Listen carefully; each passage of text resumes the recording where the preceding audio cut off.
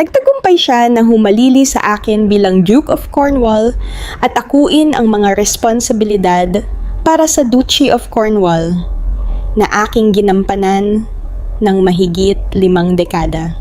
Ayon sa mga ulat, isang matinding pangyayari ang naganap sa loob ng maharlikang pamilya nang biglang ibinaba umano ni Prinsipe William ang tawag kay Reyna Camilla sa gitna ng mainit na pagtatalo tungkol sa pagpapaalis kay Tom Parker Bowles mula sa isang royal estate. Ang nagsimula bilang isang panloob na hindi pagkakaunawaan ay mabilis na naging sentro ng kontrobersya at kalituhan habang dumarami ang mga tanong tungkol sa kapangyarihan, katapatan, at kung ano talaga ang nagtulak sa nakakagulat na desisyon ni William. Dahil dito, nahati ang opinyon ng publiko habang lumalakas ang mga haka-haka tungkol sa maharlikang pamilya. Ngunit ano nga ba ang tunay na dahilan kung bakit bigla na lamang tinapos ni William ang tawag? At sa huli, makatarungan ba ang kanyang ginawa? Ang tawag na biglang natapos. Ang pangyayaring naging sanhi ng ilang linggong espekulasyon ay nagsimula umano sa isang tawag sa telepono. Nakarating na kay Reyna Camilla ang balita na ang kanyang anak na si Tom Parker Bowles ay inalis mula sa isang royal estate matapos ang isang desisyong ginawa ng mga awtoridad na nangangasiwa sa ari-arian. Para sa maraming tagamasid, sapat ng malaking balita ang mismong pagpapaalis. Ngunit ang sumunod na nangyari ang agad na naging sentro ng atensyon. Sa halip na tahimik na tanggapin ang sitwasyon o hayaang ang mga opisyal ng palasyo ang humawak nito, agad umanong humingi ng paliwanag si Camilla. Hindi nagtagal, nakatuon ang kanyang pansin kay Prinsipe William na pinaniniwala ang may mahalagang papel sa desisyong nagpasimula ng lahat. Sa simula, tila isa lamang itong pribadong alitan sa loob ng isang pamilyang madalas harapin ang mahihirap na pampublikong tungkulin. Ngunit ang mga pangyayari kaugnay ng pagpapaalis kay Tom ay nagbukas ng mas malalaking katanungan. Bakit umabot sa ganitong kalaking usapin ang desisyon? Ano ang mga dahilan kung bakit kumilos ang mga opisyal? At higit sa lahat, bakit tila hindi handang balikan o baguhin ni William ang naging resulta matapos itong maipatupad? Habang kumakalat ang mga ulat tungkol sa komprontasyon, ang focus ng publiko ay lumipat mula sa pagpapaalis kay Tom patungo sa mismong pag-uusap. Ayon sa mga ulat, determinado si Camilla na questionin ang nangyari. Hindi niya umano kayang tanggapin ang pagpapaalis sa kanyang anak nang walang malinaw na paliwanag. Ngunit iba naman ang pananaw ni William. Sa halip na muling buksan ang usapin, tila nakatuon siya sa pagtatanggol sa isang desisyong tapos na at naipatupad na. Ang sumunod ay naging isa sa pinakamatinding bahagi ng kwento. Habang tumatagal ang pag-uusap, lalo itong naging tensyonado dahil walang panig ang handang umatras. Marami ang nagtatanong kung ano na nga ba talaga ang pinagtatalunan nila. Ang usapin ba ay tungkol lamang kay Tom Parker Bowles at sa kanyang pag-access sa royal property? O naging simbolo na ito ng mas malalim na issue tungkol sa kapangyarihan, pananagutan, at direksyon ng mga desisyong ginagawa sa loob ng monarkiya? Pagkatapos ay dumating ang sandaling tuluyang nagbago sa takbo ng kwento. Sa halip na ipagpatuloy ang pag-uusap, bigla umanong tinapos ni William ang tawag. Ang hindi inaasahang pagtatapos na ito ang agad na nagbago sa isang pribadong alitan tungo sa isang pampublikong usapin na pumukaw sa interes ng marami. Lahat ay nagtatanong ng parehong bagay. Ano kaya ang nangyari sa loob ng pag-uusap na iyon upang maging imposible na ang pagpapatuloy nito? Ang pagputol ng tawag ay hindi lamang nagtapos ng isang pag-uusap. Nagbukas ito ng isang misteryong hindi madaling maipaliwanag ng mga taga-suporta man o kritiko. Para Para sa ilan, ipinakita nito ang matibay na paninindigan ni William. Para naman sa iba, isa itong palatandaan ng mas malalalim na tensyong matagal nang umiiral sa likod ng mga pader ng palasyo. Ano man ang katotohanan, ang tawag na iyon ang naging unang senyales na ang kuwentong ito ay higit pa sa karaniwang alitan sa loob ng pamilya at ang mga epekto nito ay lalong nagiging mahirap balewalain. Ngunit kung handa si William na tapusin ang pag-uusap ng ganoon kabilis, anong impormasyon ang nagtulak sa kanya upang isipin na wala nang dapat pag-usapan? Sino ang nagtulak sa mga pangyayari hanggang sa puntong ito? At habang muling lumilitaw ang mga lumang tensyon sa loob ng palasyo, posible bang may mas malaking komprontasyong nagaganap sa likod ng lahat?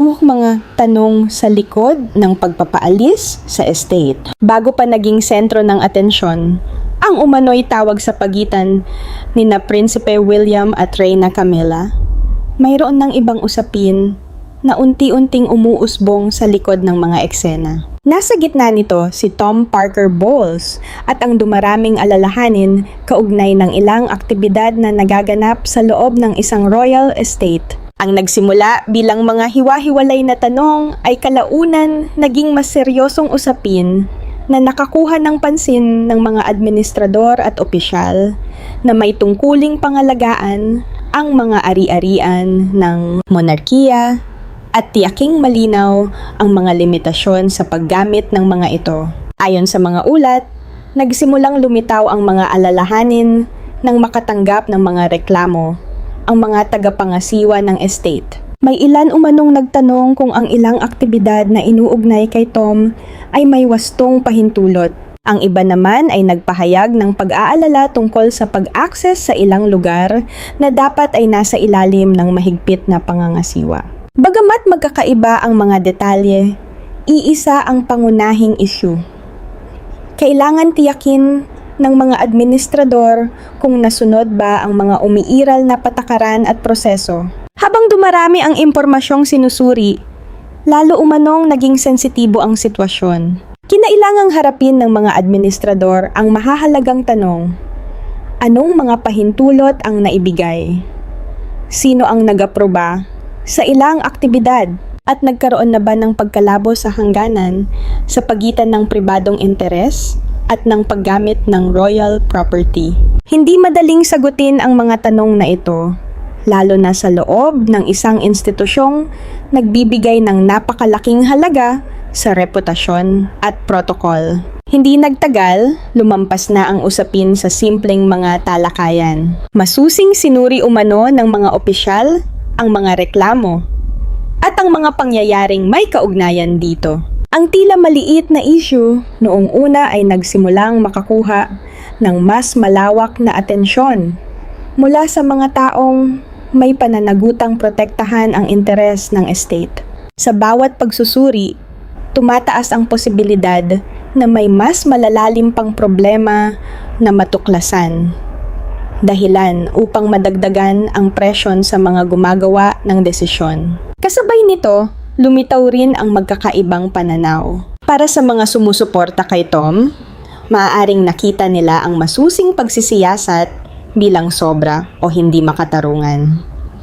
Para naman sa iba, isa itong kinakailangang hakbang upang matiyak na ang parehong pamantayan ay naaangkop sa lahat, anuman ang kanilang personal na koneksyon. Dahil dito, lalo pang tumindi ang tensyon.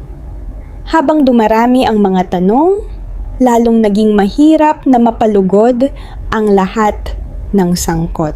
Sa huli, nakarating umano ang mga opisyal sa isang desisyon. Matapos suriin ang mga alalahanin at timbangin ang mas malawak na epekto nito, napagpasyahan nilang alisin si Tom Parker Bowles mula sa estate. Maging ito man ay tingnan bilang makatarungang pagpapatupad ng mga patakaran o bilang hakbang na tiyak na magdudulot ng kontrobersya, malinaw na malaki ang naging epekto nito. Ang dating pribadong usapin ay naging pampublikong issue at agad na nagtaas ng antas ng tensyon. para sa lahat ng may kaugnayan dito. Mas mahalaga pa, hindi natapos ang kwento sa pagpapaalis. Sa halip, ito ang naging mitya ng mas malaking sigalot. Ang nangyari sa estate ay hindi na lamang tungkol sa mga reklamo, pahintulot o pamamahala ng ari-arian.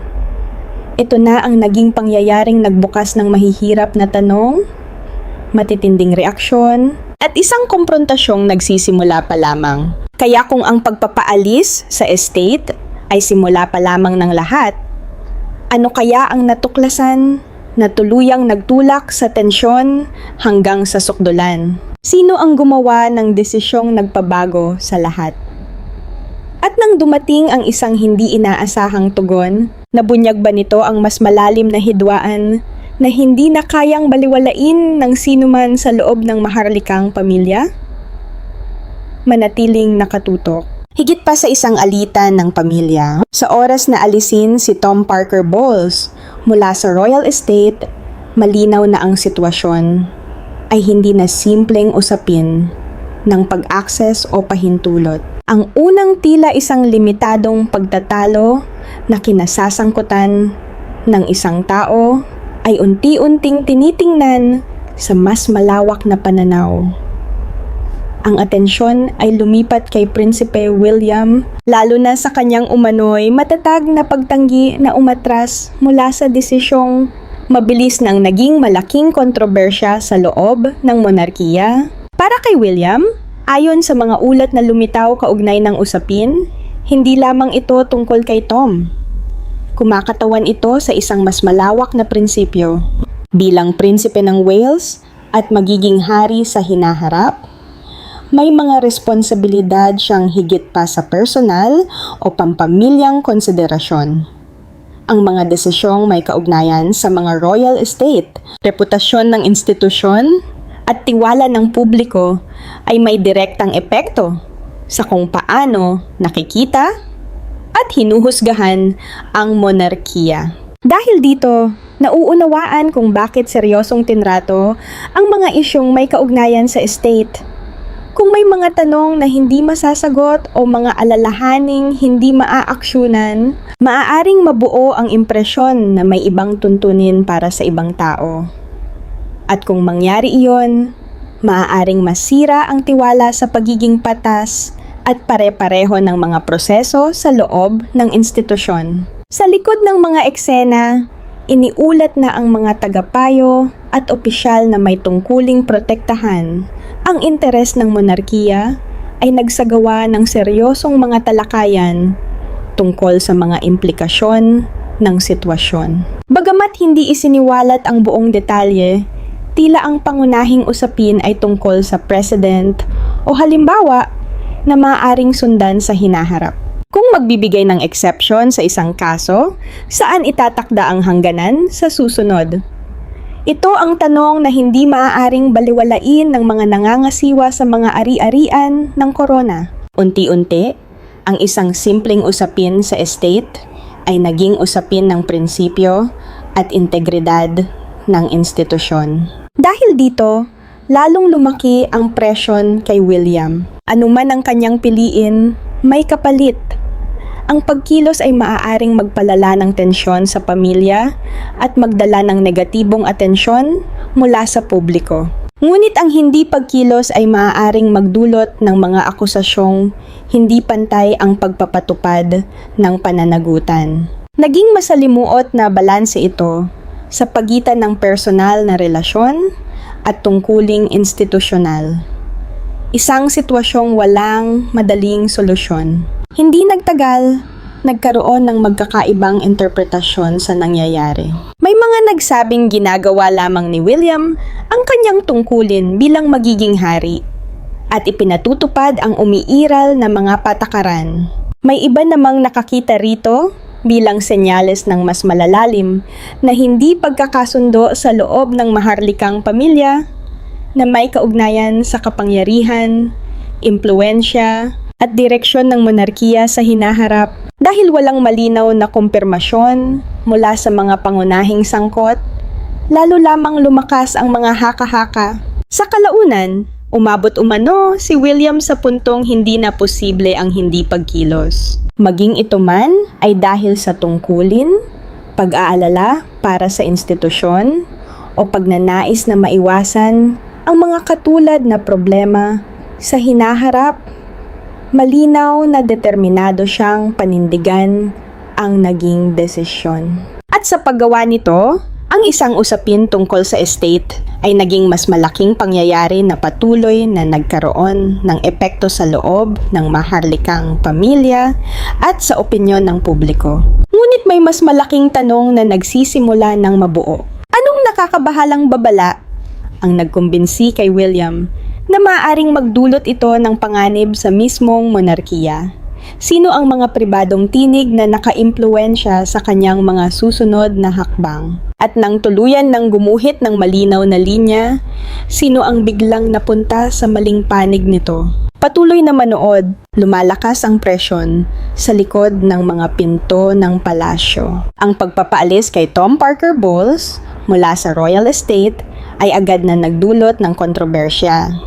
Ngunit lalo pang lumala ang sitwasyon nang mapunta ang atensyon sa naging reaksyon ni Reyna Camilla. Ang nagsimula bilang usapin tungkol sa asal at mga desisyong may kaugnayan sa royal property ay mabilis na naging mas personal. Para kay Camilla, hindi na lamang ito tungkol sa proseso o pamamahala ng estate. Tungkol ito sa kanyang anak. Ayon sa mga ulat, determinado siyang alamin kung paano at bakit ginawa ang desisyon. Sa loob ng maharlikang bilog, nagsimula umanong tumaas ang antas ng pagkabahala. Nakakuha na ng pansin ang usapin at may mga nangangambang kapag lalo pa itong lumaki ay magdudulot ito ng mas nakapipinsalang mga balita at kontrobersya. At may ilan na naniniwalang dapat sana itong naresolba ng tahimik upang maiwasan ang kahihiyan. Ngunit may iba namang nagsabing kapag umabot na sa isang tiyak na antas ang mga alalahanin, hindi na posible ang pagtatakip o tahimik na paghawak dito. Habang tumitindi ang magkakaibang pananaw, lalong naging mahirap ang pagkakaroon ng kasunduan. Iba ang pananaw ni Camilla kumpara sa mga sumusuporta sa pagpapaalis. Lumitaw ang mga tanong tungkol sa pagiging patas. Tama ba ang naging pagtrato kay Tom? O masyado bang mahigpit ang naging tugon? May mga nagtanong din kung maaari sanang nalutas ang usapin sa mas pribado at hindi gaanong kontrobersyal na paraan. Ang mga pagdududang ito ay lalo lamang nagdagdag ng tensyon sa isang sensitibong sitwasyon. Sa kabilang panig, iginiit ng mga sumusuporta sa desisyon na ang pagbabaligtad nito ay makasisira sa umiiral na mga pamantayan.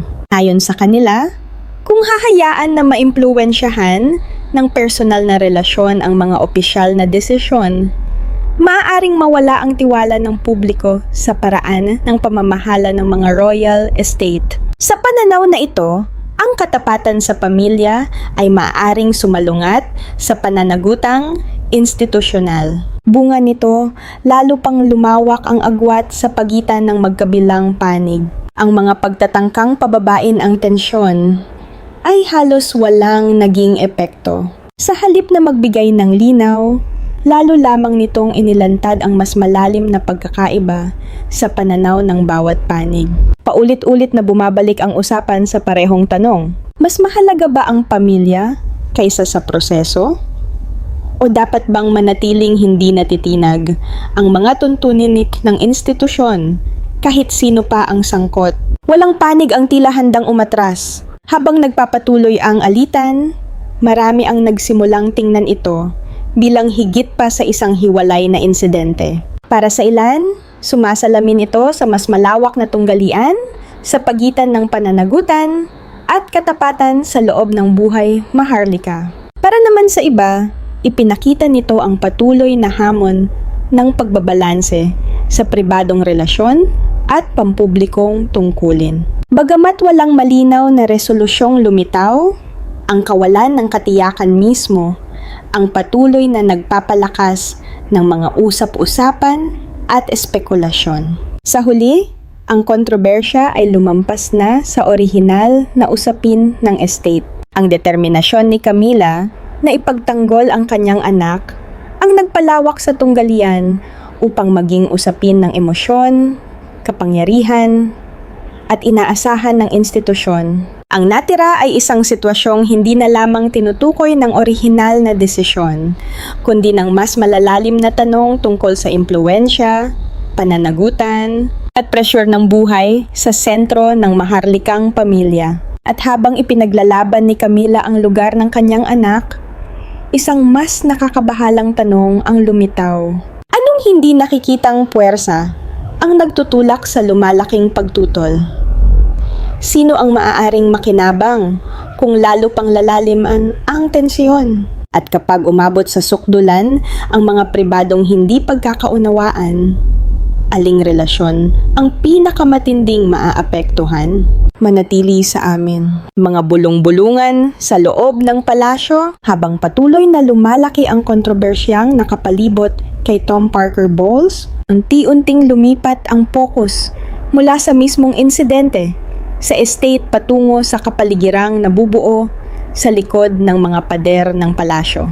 Ang nagsimula bilang pagtatalo tungkol sa pagpapaalis sa isang royal property ay nagdulot na ngayon ng mas malawak na pag-aalala sa mga tagapayo, opisyal, at iba pang matataas na personalidad na konektado sa institusyon. Hindi na lamang sinusukat ang kontrobersya batay sa nangyari.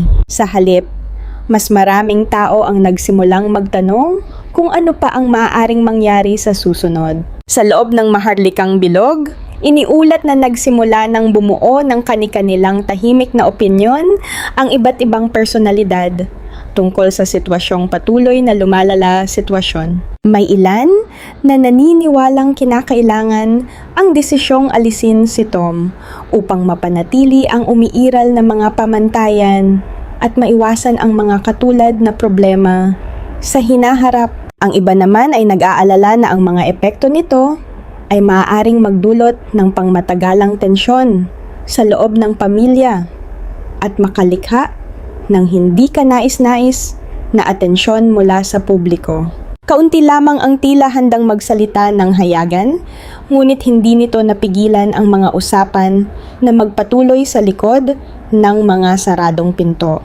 Patuloy na umiikot ang mga tanong sa loob ng palasyo. Sa puso ng maraming talakayan ay ang usapin ng impluwensya at pananagutan. Ang kontrobersya ay nagbukas ng mahihirap na tanong na lumalampas sa isang tao lamang. Paano dapat tumugon ang mga institusyong maharlika kapag ang mga personal na relasyon ay nagsisimulang makaapekto sa mga opisyal na responsibilidad? Maaari bang maimpluwensyahan ng koneksyon sa pamilya ang mga desisyong dapat sana ay nakabatay lamang sa mga tuntunin at proseso?